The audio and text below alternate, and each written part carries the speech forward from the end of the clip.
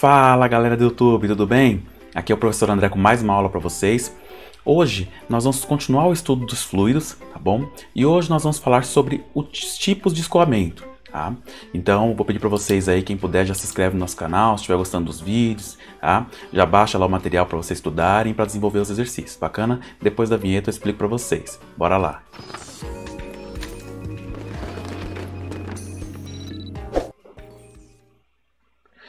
Então, a aula é sobre tipo de escoamento. Essa aula foi montada para a turma de operações unitárias do Técnico em Química do Colégio CETES. Vai estar disponível para vocês baixarem aí.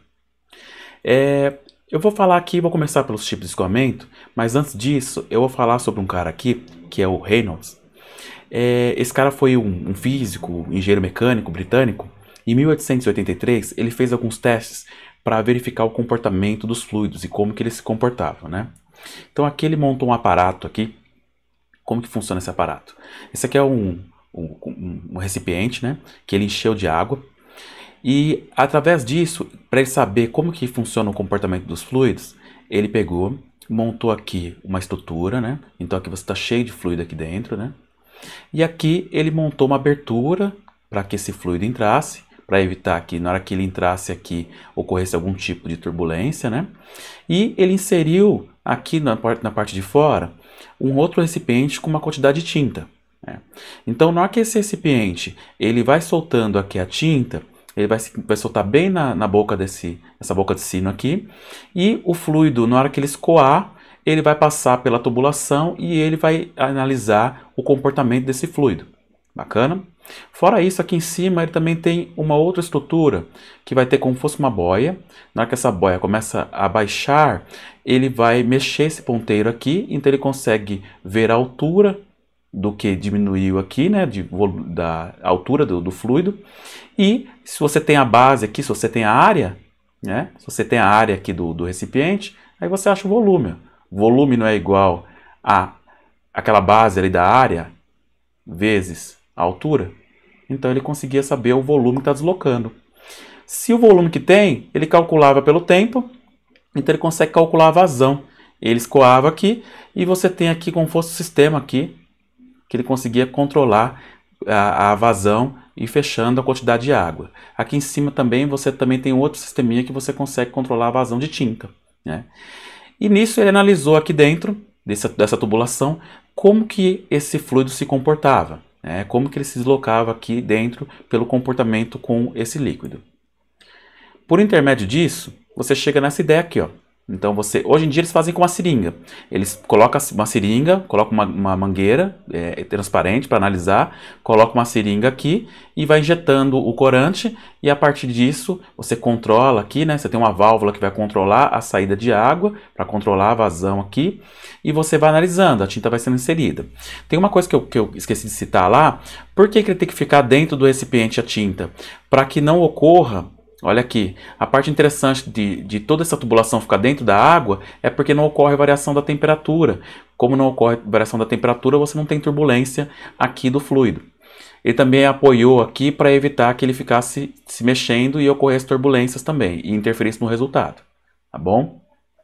Através disso, como que ele chegou nesse resultado aí? Ele chegou nesse comportamento aqui, ó. Deixa eu mostrar para vocês. Aqui. Então a tinta, na hora que ela entra ali na tubulação, se ela ficar bem retinha aqui, ó, se ela se deslocar em forma de lâminas, a gente fala que esse deslocamento ele é laminar, né? Se de repente ele vem em forma de lâminas e ele vai sofrendo algumas alterações aqui, algumas turbulências, eu falo que vai ser uma zona de transição. E se esse fluido começar a sofrer várias turbulências aqui, como fosse o redemoinhos aqui, a água começa a se deslocar e a tinta começa a se misturar aqui, ele fala que vai ser turbulento. Tá bom? Então foi através disso que ele conseguiu fazer o experimento para chegar nessa equação aqui que vocês vão ver. O que é essa equação de Reynolds? Vou voltar aqui para vocês conseguirem visualizar.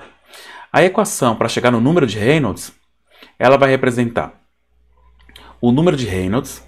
Esse número, ele é um número que a gente fala que ele é admissional. O que é admissional? Ele não tem dimensão, ele não tem unidade.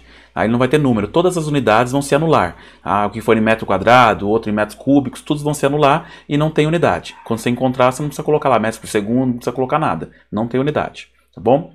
Isso vai ser igual à massa específica. Então ele percebeu que a massa específica, que é a quantidade de quilogramas por metro cúbico, interfere ali na questão do escoamento, dos tipos de escoamento que vai ocorrer, vezes a sua velocidade, e isso é muito óbvio.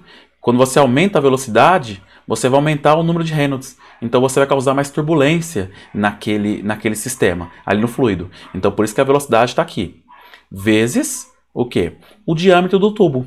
E é óbvio, porque na aula passada nós vimos que quando o tubo ele é mais estreito, quer dizer que a velocidade vai ser maior. Quando o tubo é mais largo, a velocidade vai ser menor. Olha que coisa, isso é muito interessante vocês entenderem isso daí. Então, o diâmetro da tubulação é extremamente importante. Dividido por quê? Pela viscosidade, tá bom? Então, essa viscosidade, lembrando lá que quando o fluido ele vai se deslocar aqui na tubulação, então imagina que você tem as paredes da tubulação. Então, quanto mais viscoso for o fluido, ele vai causar um efeito aqui, ele vai ter um atrito com a parede da tubulação e ela vai impedir que ele se desloque. Ó. É como se fosse ter uma força contrária aqui. Então, quanto mais viscoso for, você vai dividir pela viscosidade. Quanto maior o número da viscosidade, o número de Reynolds vai diminuindo. Quer dizer que esse fluido ele vai ter um comportamento um pouco, ele vai se deslocar mais lento. Se ele se desloca mais lento, a vazão é menor, então ele vai ter um número de Reynolds menor. Aqui dá para simplificar também. Como que você pode fazer isso aí? Se você dividir isso aqui por isso aqui, se você dividir a massa específica pela viscosidade dinâmica, você vai obter a viscosidade cinemática. Olha aqui, ó. Então, você só põe aqui a viscosidade cinemática aqui embaixo. Beleza? Então, essa relação aqui, você anula esses dois e você vai deixar só a viscosidade cinemática. Dá para fazer uma análise dimensional aqui para descobrir como que chegamos até essa formulinha ali. Isso, depois, se vocês quiserem, eu gravo uma aula só explicando a parte de viscosidade cinemática e dinâmica. Beleza? Aí, aqui, para entender como que é o comportamento do número de Reynolds, se esse número for menor que 2000, quer dizer que o escoamento vai ser laminar. Então vai formar uma lâmina aqui, ó, ele vai escoar perfeitamente. Né? Se for o número de Reynolds for entre 2.000 e 4.000, quer dizer que vai estar numa zona de transição. Ele vai sofrer algumas turbulências, mas ele vai seguir ali numa parte laminar. Agora, se for acima de 4.000, esse número de Reynolds, então ele vai ser turbulento. Vamos fazer um exemplo aqui para a gente praticar, para vocês entenderem como isso funciona.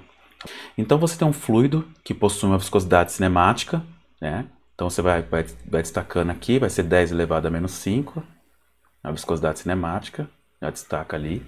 Tá? Ele vai estar numa velocidade de 3 metros por segundo, olha a velocidade que ele vai se deslocar, né? E um tubo de 2 centímetros. O que você vai ter que fazer aqui? A velocidade 3 metros por segundo, está aqui. A viscosidade cinemática 10 elevado a menos 5, está aqui. E o tubo vai ser 2 centímetros, você vai ter que dividir por 100 para passar para metros. Então 2 centímetros, não esquece que você vai ter que dividir por 100, porque é centímetros, tá bom? Aí joga na fórmula, na resolução. Nesse caso aqui você vai usar aquela segunda equação lá. Tá? Vai ser a velocidade vezes o diâmetro dividido pela viscosidade cinemática. Como que vai ficar? Aqui, no lugar da velocidade, eu coloquei 3, o azulzinho. No lugar do diâmetro, eu coloquei 0,2, teve que converter para o sistema internacional. E aqui, 10 elevado a menos 5. Bacana? Vamos colocar aqui a calculadora para vocês conseguirem visualizar.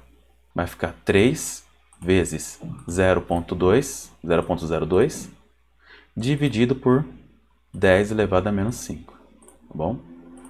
E aí você vai obter o valor de 6.000. Então ele deu 6.000. Se ele deu 6.000, como que nós vamos classificar o regime? O regime dele vai ser turbulento, porque ele vai ser maior do que 4.000. Vamos para o próximo exemplo. Nesse caso aqui, vai ser um tubo. Esse tubo vai ser de 20 centímetros. Né? Então você tem ali, já tem o diâmetro da tubulação. Bacana. Fora isso, o que mais que ele coloca nesse exercício? Ele coloca que você vai ter a massa específica, vai ser igual a 800. A velocidade aqui, né? Velocidade 0,2, 20 centímetros de diâmetro. A massa específica vai ser de 800 e a viscosidade, ele passa aqui, vai ser 0,2. Olha aqui, ó. Então tá lá. O número de Reynolds eu quero descobrir. A massa específica 800. A velocidade 0,2 metros por segundo. A viscosidade vai ser 0,2 e o diâmetro vai ser 20 centímetros. Vou ter que dividir de novo por 100 para passar para metros, sistema internacional.